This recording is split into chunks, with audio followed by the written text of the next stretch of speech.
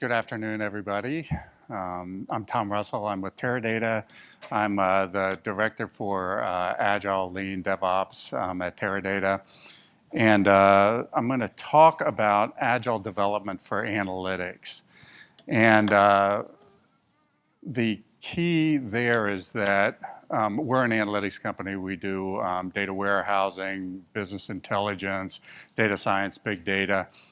And what we found when we started this journey is that Agile for analytics is very different than Agile for software development. So one of the things that hopefully you'll learn in this session is what the difference is and how to address it. So let me tell you a little bit about Teradata. We're a leader in data warehousing, business analytics. Our group is in professional services, customer services. So Teradata has a platform, we have a database, we compete with Oracle, IBM in that particular space.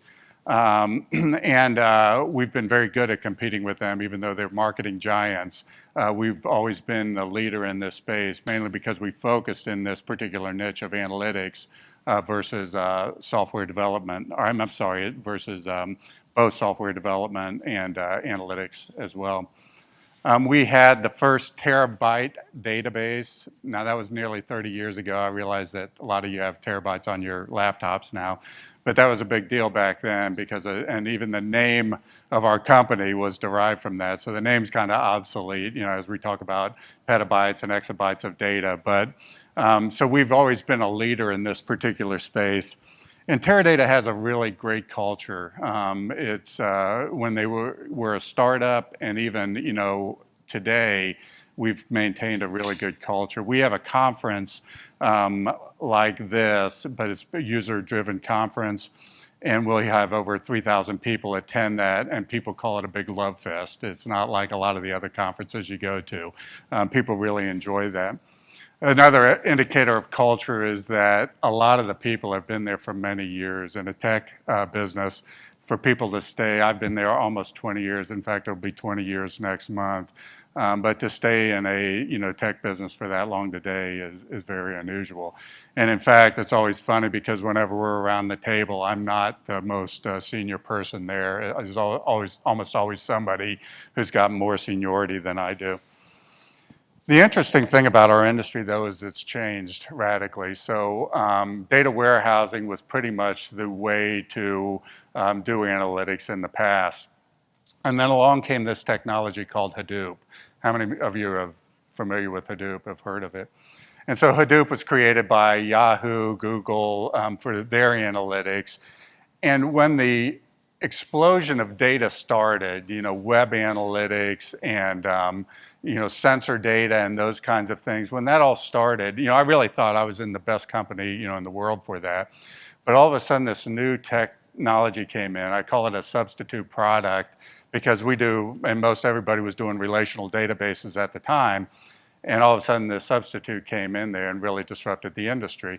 Now, there's a lot of good that came out of that because we saw a lot of other technologies follow it in. NoSQL databases, other forms of technology follow it in. And so that was really good because we saw a lot of new types of capabilities that were created. But we also started seeing, and this isn't necessarily a bad thing either, but customers moving away from big IT implementations. And data warehousing is a big IT implementation, right? So we saw a lot of more business-driven development, and so Teradata had to adapt, and so we started adapting to that. We've moved more into a services organization, and one of the four primary transformation strategies that we had was to become a leader in Agile and DevOps development, and so that's what our group does. So that's a little bit of history about Teradata. This is just our capabilities. I didn't just highlight Kanban here because of where I'm at here. We started with Scrum. Most people, when they do Agile, start with Scrum. We realized that Scrum wasn't adequate for us to do what we needed to do in this particular industry. I'm going to explain why here shortly.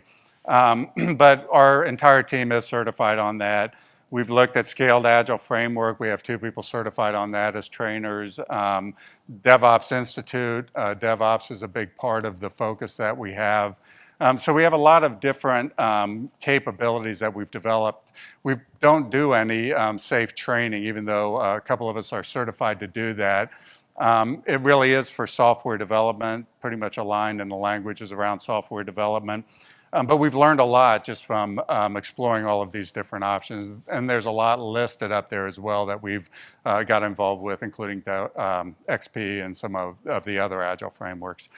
The point is that bottom part is Agile development for analytics is what we've done is we've taken and we've adapted it to that particular space. So the agenda here is to talk about the distinction between Agile development for analytics compared to software development. I want to talk about what is Agile development, because we hear things of, companies, wanting to abandon Agile because Agile doesn't work.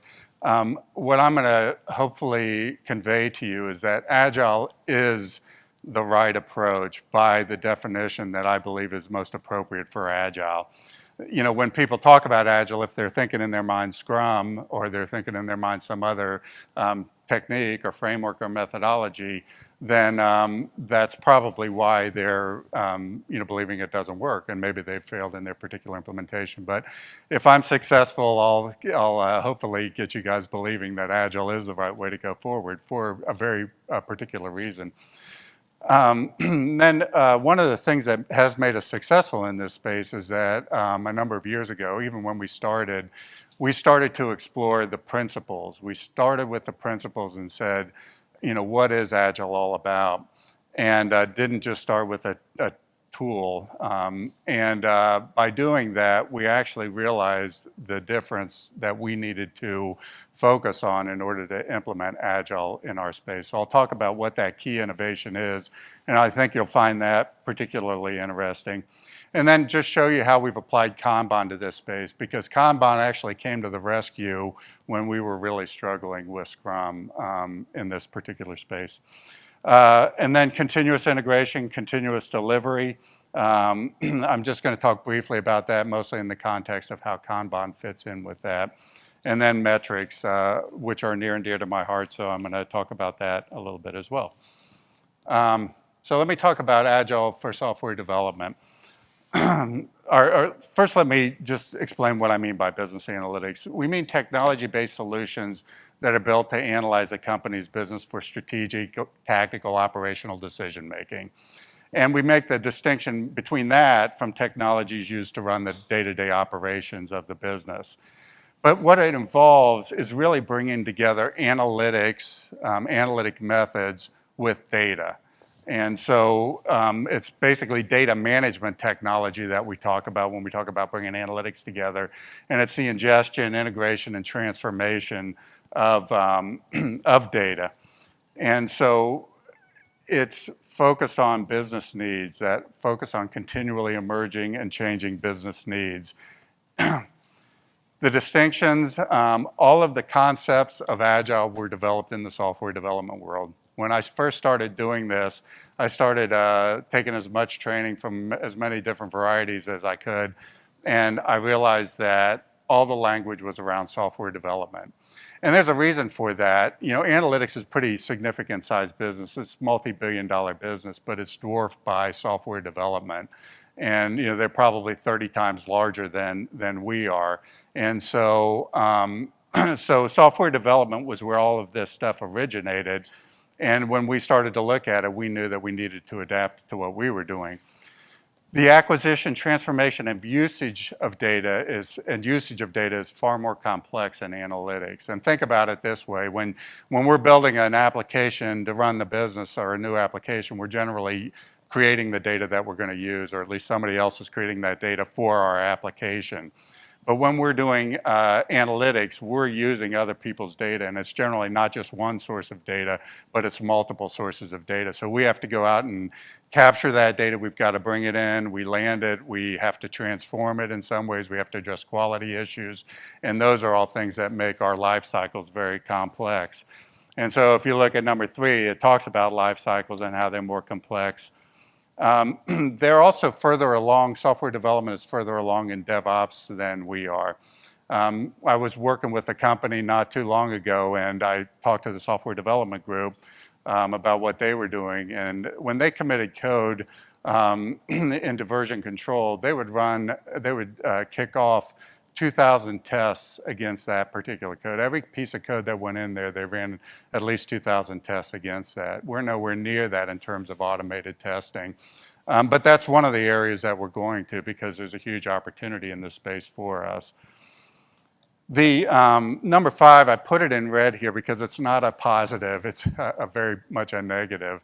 The most popular form when we started doing this, we went around to a lot of companies to see what they were doing.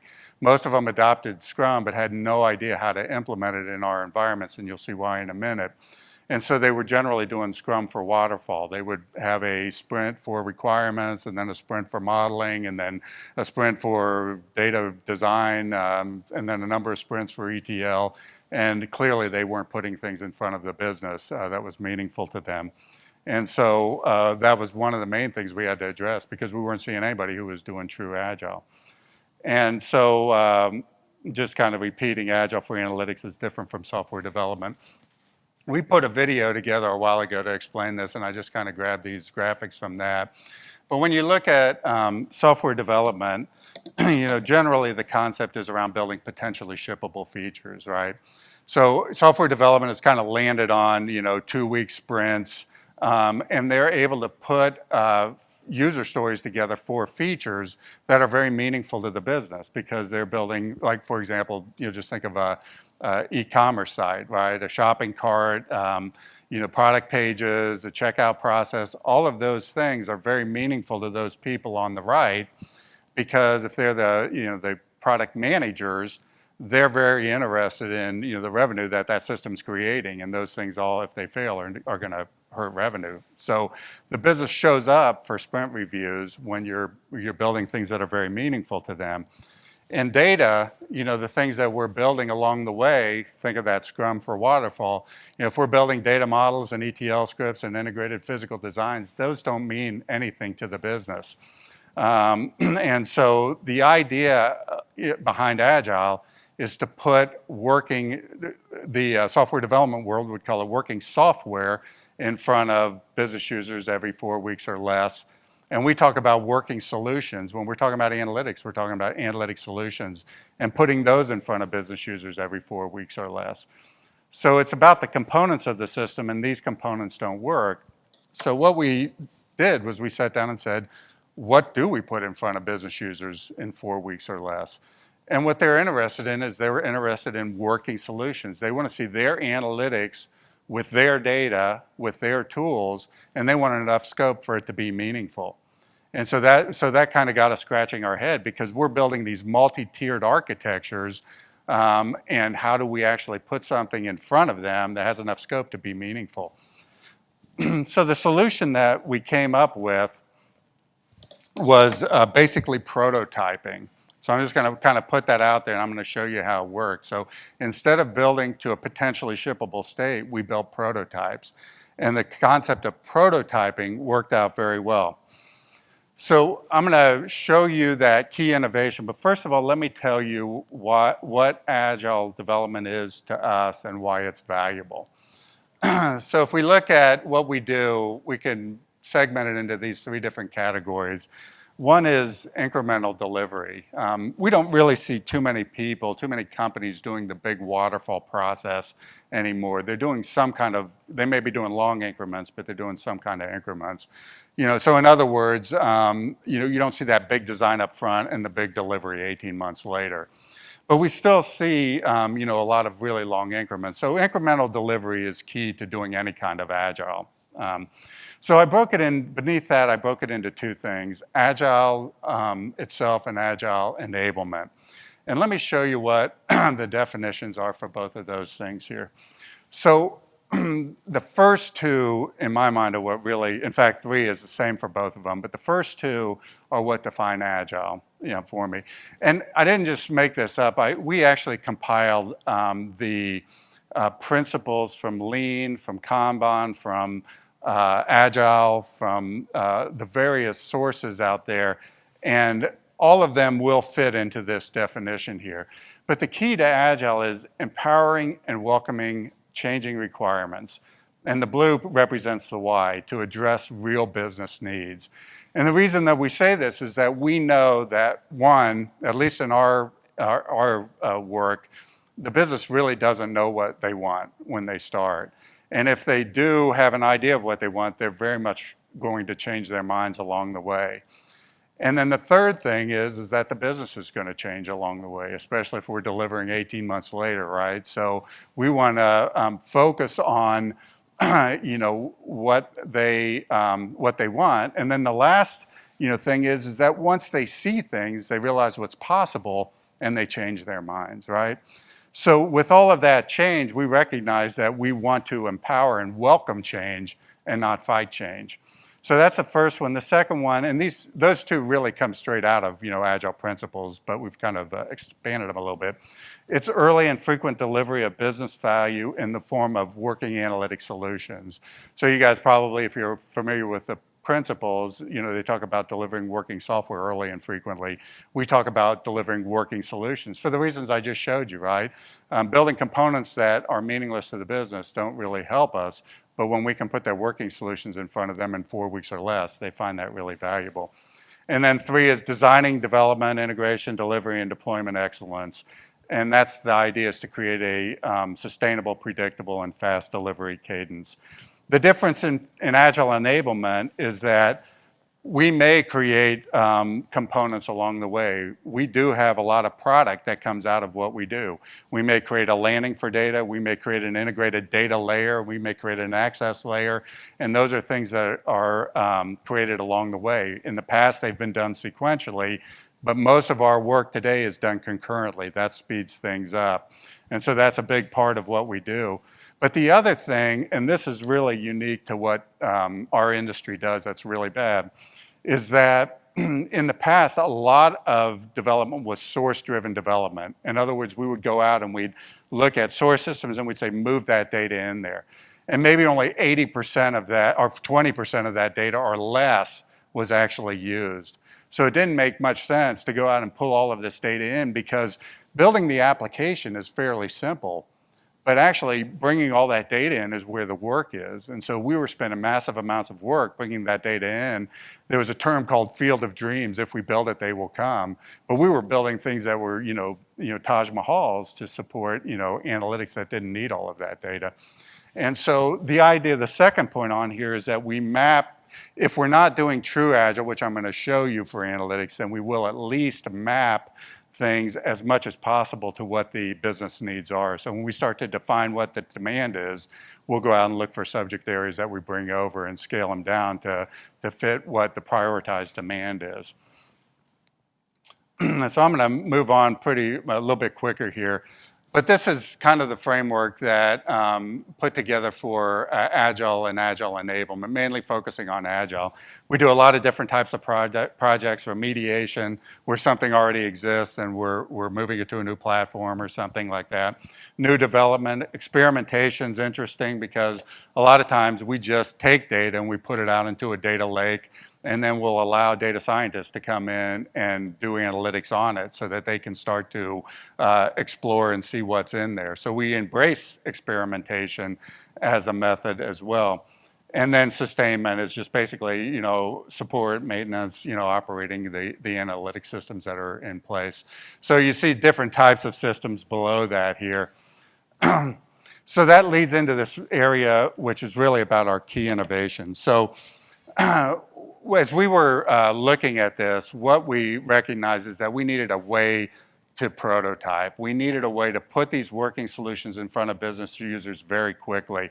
And so we came up with this model where I've changed some of the language from when it was originally created, but we'd have a pool of options. Out of that, we would have some kind of decomposition process that would break that down into things that we could build. So we only move things into that selected area based on what were the high priority, the things that the business wanted the most based on the criteria that we looked at. And that would go into the selected space. And then we would build sprint backlogs from that. Now I'm going to talk a little bit about Scrum here because that's what we were using when we started. And so we built a Scrum team, and what we did was we had 4-week sprints, and we would take the analytic use cases that were created in business terms, and then we would basically create a backlog out of that. And the teams would then build to that backlog. And so they would build full working solutions. Now, the only way that they could do this was through a process that we created called DataDriven Design. So, if you ever are thinking about doing this, you won't be successful unless you do data-driven design in this. Basically, data-driven design is a simple concept, right? As I'm designing, let's just say, for those of you who are familiar, one of the most common forms of analytics is business intelligence. And we build dimensional models, right? So these are just tables that are formed in a particular way. So when we build a data model, it's going to have a fact table, which is your metrics in the middle and dimensions, right? As we start building these tables, by day 2 of starting this sprint, as we're doing the design and designing those tables, we're actually loading those tables with data. And so we're starting to get into the data immediately. And we're loading it and we're seeing how that data fits. And so we're learning a lot along the way, which I'll talk about in a second. But that's the only way that we can do it. It allows us to do things concurrently, right? Because we're really doing our ETL work as we're designing our tables. And then as soon as we get enough out there, which isn't long, we enable the person who's working with the analytic tool to start working with that data that's out there, and they start building the application. So data-driven design basically says we're going to stack these things up, we're going to do them concurrently, not sequentially. And there's a lot more to it, which I can talk about offline with you. But notice that those Scrum icons are all sequential there. That's what that team did. And at the end of that, they would produce a package of requirements that went down to another team. And when we started this, we were doing Scrum, and that didn't work. It didn't make sense because we were pushing, and you guys know that term, we were pushing work down to another team, and we were telling them you got 4 weeks to complete this because in 4 weeks you're going to get another package, right? And even though that team was larger, it just really didn't make sense, but we didn't know anything else, so that's how we did it. We were fairly successful with it, but we knew something was wrong. And so today, we use Kanban down there, and that's what we use in that space. And think about that. We take that package of work and we queue it up. We put it out there for a Kanban team to pull in the work at that pace, at their pace, right? So we put a pull system on the back end of a Scrum system to be able to do that. Now, this is the output that we had in there. I know that looks messy, but it's intended just to look like a lot of stuff because there was a lot of stuff done in that work there. In that picture, there's 3-dimensional models on the right. You can see the kinds of analytics that we did. And this is what we did in that basically 20 business days. We had 38 tables, 42 columns, MicroStrategy dashboards. But the other thing that we created was we created a data landing prototype, an access layer prototype, an application prototype. All of these became requirements for that build team. They didn't have to do any of that design work because it was all right there. They just needed how to figure out how to implement it. We also identified the quality issues that were associated with it because they were moving data and they were discovering quality issues. They were discovering transformations. And I added this hash on the no. We created no value, non-value creating work. So remember how I talked about when we do source-driven development, when we're moving that data in there, we're creating a lot of non-value work, and it's very expensive to do that. In this particular case, these became the requirements, so we only built to meet the things that we created in the prototype. And we did that with 7 people in 20 business days. So for people who have done this work, they recognize that that's pretty significant. That's a lot of work. And it gets better too because we actually, in the first one, created 3-star schemas. I actually don't know what the numbers were, but all of the dimensions in particular are reusable. So the future sprints that we did created more value in a shorter period of time. So we're heavily focused, and Teradata has always been heavily focused on reuse. And so that's been a lot of what has differentiated us in this particular space because, by the time we get to the 5th sprint, we might be producing 7 solutions instead of 3 solutions, for example.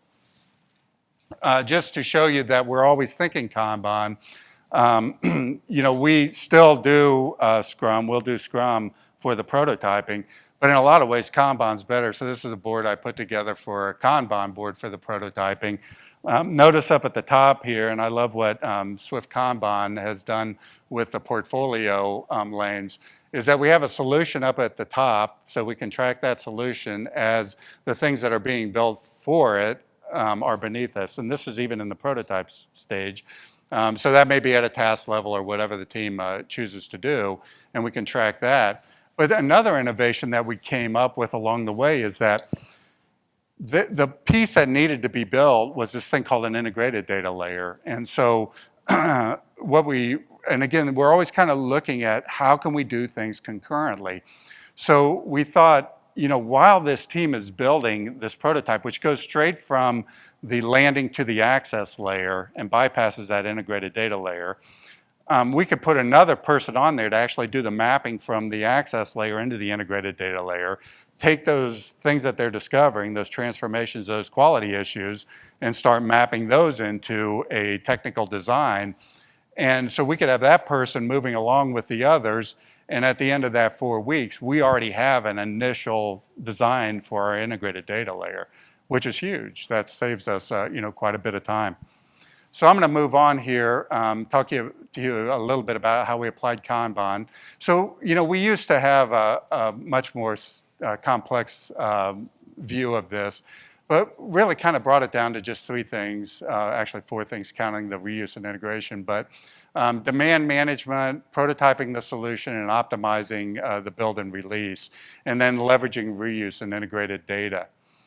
So this just shows you how we define work, and I unfortunately don't have enough time to go into this, but if you look at the analytic use case there, that's kind of the starting point, the anchor that we talked about. And we can build things above, and again, I'll point to the portfolio lanes. We can build off that analytic use case. We can build epics. We can go down one of these 2 paths. I can't have 2 parents, but we can build capabilities and initiatives off of that, and I can start to track all of my levels of portfolio across, the different portfolio lanes. Going down from the analytic solution, or the analytic use case, I create a solution. That's a technical thing that I'm going to build out. And then I can break that into the real work items, which is the landing, the IDL. These are the things that we're going to build. Now, I could have things underneath that as well, and we could link those to the parents, right? So that is a way to visualize our work when we do this. And the key is that we don't want any hidden work. So we'll visualize everything, including development defects, issues, prod defects, and there's a whole bunch of other things that aren't shown on here. So the idea is, that's actually where the work is done. Everything above it is business focused. But the idea is to clearly define our work, and if you wanted to look at the numbers, that would be an estimate of what you would see there. In terms of demand management, we create a pool of options. We do decomposition. You can see on the right-hand side methods that we employ when we do this. Decomposition is critical because that is I call it like an intention point instead of a commitment point, right? But we're telling the business, we're being transparent to the business and telling them that we're moving these things into this selected space. So it's kind of a promise to them that these are the things that we're going to work on. It really works to their advantage because we haven't committed it yet, but they can always change their mind, and that's the focus on that point about welcoming changing requirements. We always want to give them the options to change things out if something more important comes up. And the longer we can delay commitment, the better off, but we keep them informed along the way. So then we go to the commitment point, which is where we queue this work up. This doesn't show the prototyping, but one commitment point would be the commitment to prototype. Another commitment point would be the prototype upon review is committed to be built and released. And so focusing on commitment points is really important. The next thing we do is we start to look at the build and release process, and we've jumped on this idea of services, and we define 2 kinds of services. Primary services would be the things that build components. So when we look at these lanes right here, we have one that's building a landing, one that's building an integrated data layer, an access layer, and one that's building the application. And so you can see, how we have a continuous flow of things moving across these lanes, but we also focus on the shared services. Especially in this particular lane, it's the most complex of the lanes. We may have a number of shared services that are supporting that. But by breaking these things out in services, Ram is sitting here. He saw me create my first Kanban board, and he was very kind, but it was really a mess because I had everything on the same page or on the same board, and it was very interesting. We learned from that one service equals one board, and we've greatly simplified this going forward. So that's what that looks like. These are some of the methods that we employ. I don't really have time, unfortunately. I spent too much time setting this up to talk about the different things. But obviously, using a pull system, limiting work in progress, are the key things. One of the problems that we run into with new customers there, I'm sure you guys do too, is people are very uncomfortable truly limiting work in progress. And so what we generally do when we start is a form of, proto-Kanban, where we say, well, we're going to warn you when you've exceeded, your work in progress there. So that concurrent work, very important to us, identifying and addressing constraints, talked about primary services, shared services, and then we actually invented another thing called pattern-driven development, which really fits into the area of making process specific. So those were some of the things that we created for this. Ultimately, our view is to take this and to kind of create a factory approach, which enables us to be able to see the entire flow of this moving through the system. And then the other piece of a factory approach, if you look it up on Wikipedia, factory software development is really about reusing components, and that's a big part of what we're doing. Our components are different than software components. We look at reusable schemas as a lot of our components because that's really what most of the work that we're doing is in that data space. And those reusable schemas are at every level of data that we build to. Continuous integration. This is a chart that just explains what it is real quickly. It's developers create code and objects. They commit it to version control. That once it's committed, really is where most automation takes place. Triggers the package build and QA. The packages are deployed into test results. Are monitored, published, packaged, deployed to production. Now that's the happy path, right, where nothing fails along the way. And that's where we want to get our customers to. Here's how it ties into Kanban. So we created a tool here that basically allows us to go in and do an assessment with a customer. And so we can look at their particular tool chain here, and we can map that to their workflow across the top. And that workflow, comes out of the understanding of Kanban and being able to look, the work that we did within Kanban. So we map that together. We can see what components are created out of the workflow by the tools, and then we can start to look and do a gap analysis here to look for areas for improvement. So it very much fits with the evolutionary improvement when we look at it this way. Different kinds of releases that we do, from traditional release to function-based release. This actually brings that enablement of Agile together with the, the definition of Agile itself. So when we're generally, when we're talking about Agile, we want to accumulate all the work that becomes a complete solution, right? So that's when we would want to release that. But if we can enable things along the way, have time-based releases of the components, the things we enabled, other people can start to use that, both for their prototyping and for their production implementations. So time-based releases are good. On-demand releases are better. When we can do that automated testing and we get to the point where we can push a button and deploy it whenever we want to, that's great. And then the ultimate in continuous delivery is a continuous release where it just happens automatically.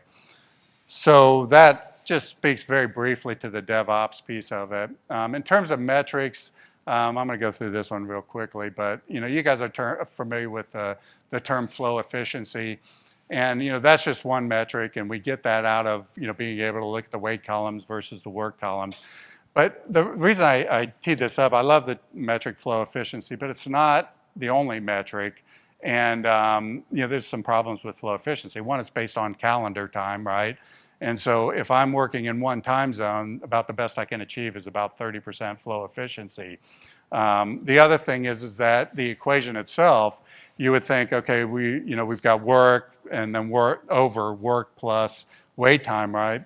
And if I look at work plus wait time, we think, well, flow efficiency is really about getting out that wait time, right? But when you look at it,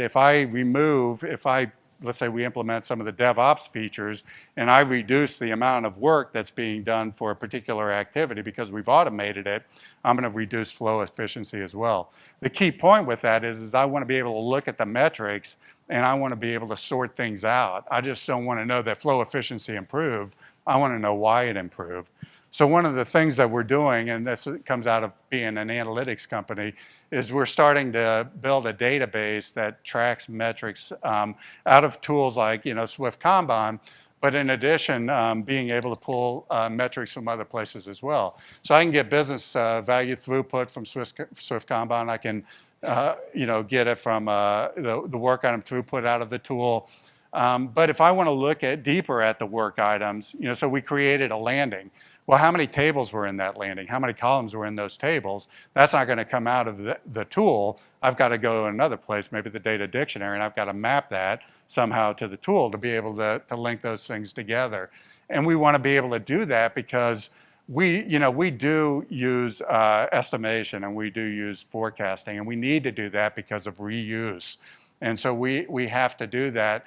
We want to be able to, as easily as possible, be able to say how much work is involved in this particular solution, and as we break down the work. And these are some other metrics on there, and you can see that they come from different places. Resource costs, capacity, and utilization all come from different places. And so that's what we're focusing on. So this just gives you an idea of how we're going to implement. I'm going to go through this real quick so I have enough time to leave for questions here. But we start with where the customer's at, and if they're implementing a big waterfall, we may just take them to incremental delivery. And we can see, the improvements that happen, along the way, and we can start to see things starting to turn yellow from red. And then at that becomes our new baseline. And then we might want to start focusing on workflow optimization, create the pull system, start to optimize the environment by identifying bottlenecks. And we start to see things turning green there. And then we might even go, at this point, we haven't even done our solution prototyping, kind of our big innovation, but we might do that and see significant increases coming out of that.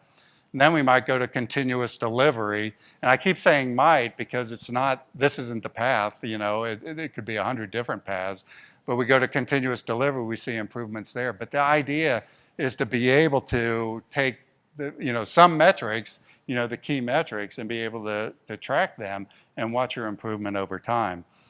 And then, the last thing we call follow the sun, but we talked about that flow efficiency, only being 30% because we're working in one time zone. If we can move across time zones, which would, Teradata has the capability to do that because we have offshore centers in multiple time zones, then we can actually greatly reduce flow efficiency by doing things like that. So I went through that last part pretty quickly, but I wanted to leave a little bit of time for questions here, so.